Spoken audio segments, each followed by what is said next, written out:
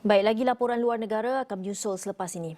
Seterusnya, kawasan Pandan kini menjadi parlimen angkat kepada Perdana Menteri Datuk Seri Anwar Ibrahim yang juga Presiden Parti Keadilan Rakyat PKR. Naib Presiden PKR Datuk Seri Amiruddin Syari ketika mengumumkan perkara itu berkata penasihat kanan politik kepada Perdana Menteri Tengku Datuk Seri Zafrul Abdul Aziz pula diberi tanggungjawab sebagai pegawai pemantau PKR di Parlimen Pandan. Menteri Besar Selangor itu berkata keputusan diambil pimpinan parti berkenaan adalah bagi mengatur semula pentadbiran pusat khidmat parlimen dan jentera parti di kawasan terbabit. Beliau berkata demikian pada Himpunan Setia Keadilan Pandan malam tadi.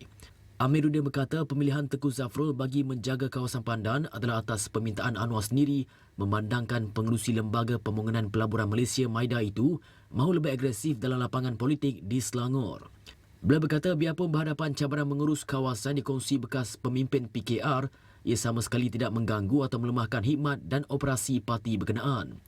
Pada 17 Mei lepas, Ahli Parlimen Pandan Datuk Seri Rafizi Ramli dan Ahli Parlimen Setiawangsa Nik Nazmi Nik Ahmad mengumumkan peletakan jawatan masing-masing berkuat kuasa 18 Mei sebelum keluar daripada PKR berkuat kuasa 19 Mei.